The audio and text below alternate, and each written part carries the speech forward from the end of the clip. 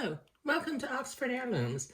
Today we're going to set the sleeves in using some entredot. Okay, I think that's a real pretty detail with the white Swiss batiste and a line of ecru entredot. Okay, so what I'm going to do, I'm going to start by cutting a piece of entredot that's just slightly longer than the length of the sleeve opening. As you can see, it's just slightly longer. Now since I have to set in two sleeves that have two sides each, I'm gonna go ahead and cut 4 pieces, and then I can set the rest of my entredot aside.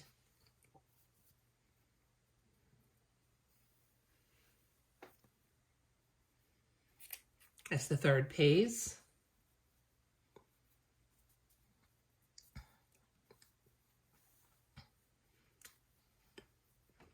And that's the 4th piece.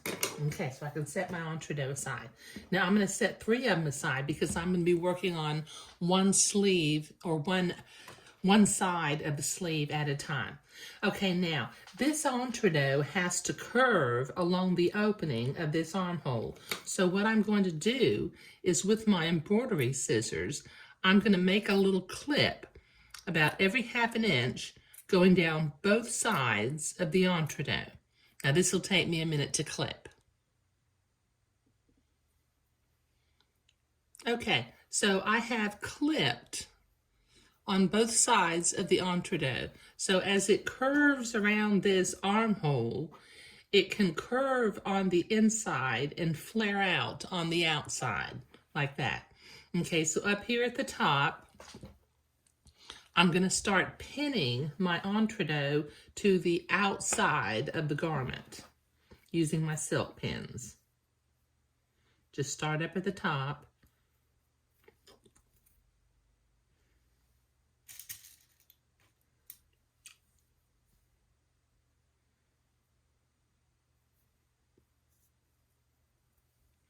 And pin the entredot all along the opening of the armhole. This will take me a minute to pin.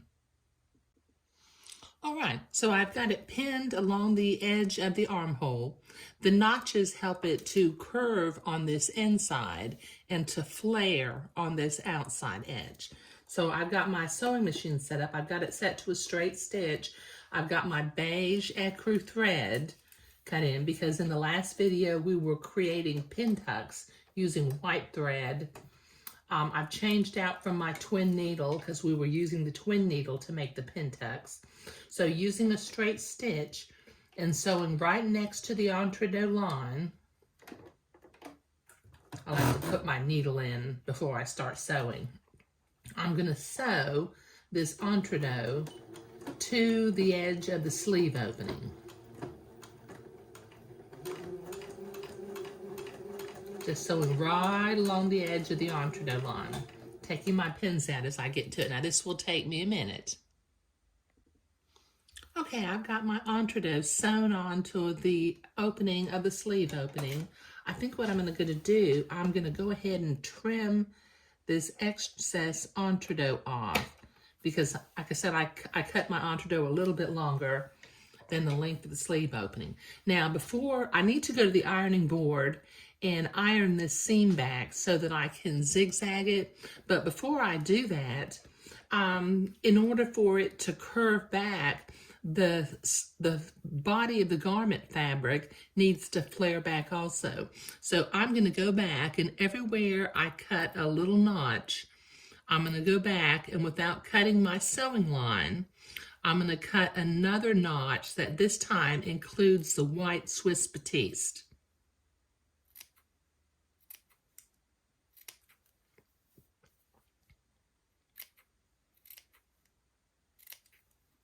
Just do that all along the edge. Okay, so now when I go to fold the entredot seam to the back side of the garment, the white Swiss batiste will flare out. So I'll go to my ironing board and iron this down, and then I'll come back and zigzag that entredot in place. But that will take me a minute. Okay, so I've got that seam pressed towards the inside of the front pattern piece. I'm going to set my machine to a zigzag the right stitch width and stitch length for sewing entree. And then I'm going to come over here to the sewing machine and I'm going to zigzag along the edge of the entree line. Just going very carefully so I make sure I get just the fold of the fabric and I'm inside the entree hole.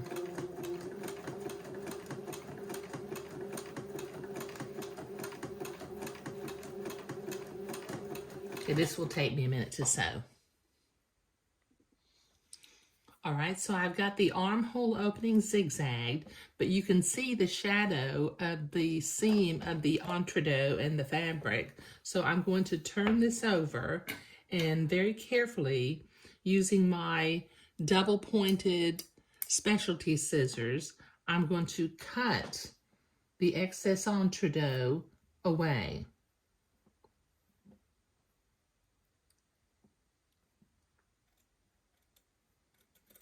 Okay, this will take me a minute to do. Okay, so I have trimmed away the excess seam allowance on the inside of the garment. Now I'm going to turn it to where the outside of the garment is facing me again. And then I have my 2 sleeve pieces, which, just because the way this particular pattern was designed, it's all symmetrical, so I don't have to worry about which is the front and which is the back. Okay, now if you'll remember earlier when I was preparing my pattern pieces, I made a little blue mark with my fabric marking pen at the center along the bottom edge of the sleeve. So I'm going to work with one sleeve at a time. Okay, now I'm going to pin my sleeve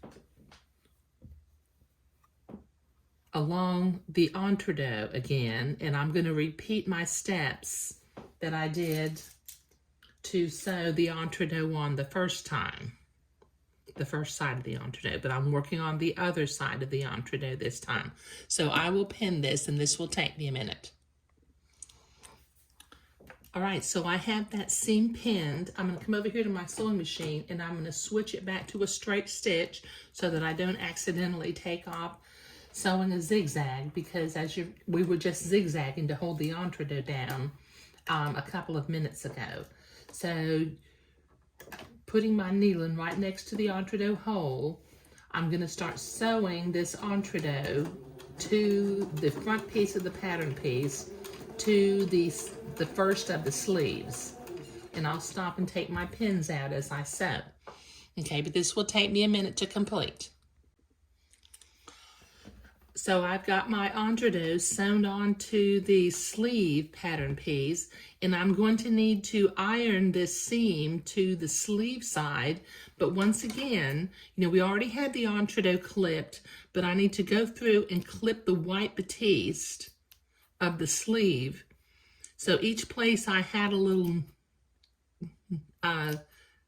notch, I'm going to go through and I'm going to notch the white Swiss batiste, being careful to not clip my sewing thread.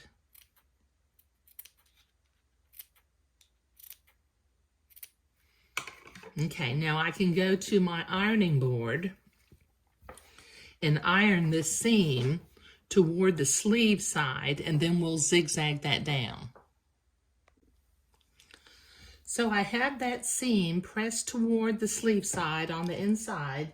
I'm going to set my machine to a zigzag again in the right stitch length for sewing entree.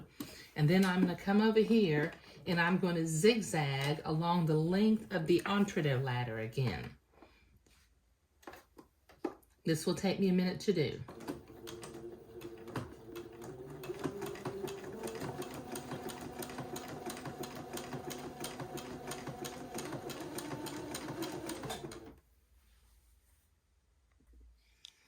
Okay, so I have zigzagged along the entree ladder, but once again, I've got that seam creating a shadow on the inside of the garment. So once again, I'm going to use my specialty scissors and clip the excess entree and seam allowance away. Now, I think in one of the previous videos, I put a link down below in the video description for these specialty scissors, but I'll do that again today. But this will take me a minute.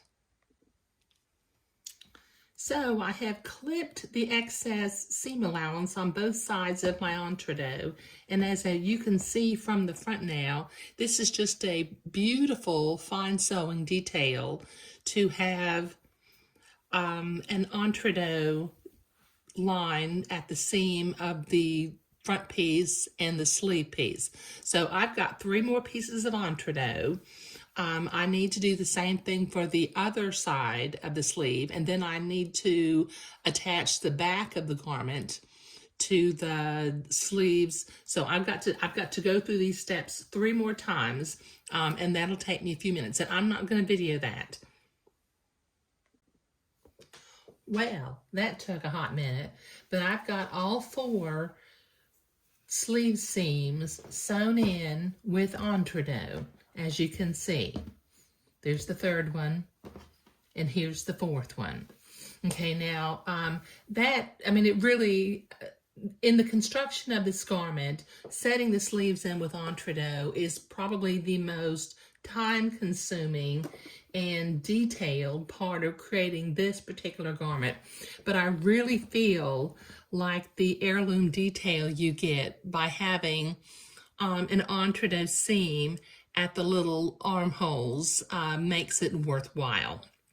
Okay, now the next thing I'll be doing is I'll be creating the fancy little cuffs for each of the sleeves. Now, if you recall, I already marked at the bottom of the sleeve, I've marked halfway, and I'm going to get my beading piece and my French edging lace, and I'll start working on the cuff next.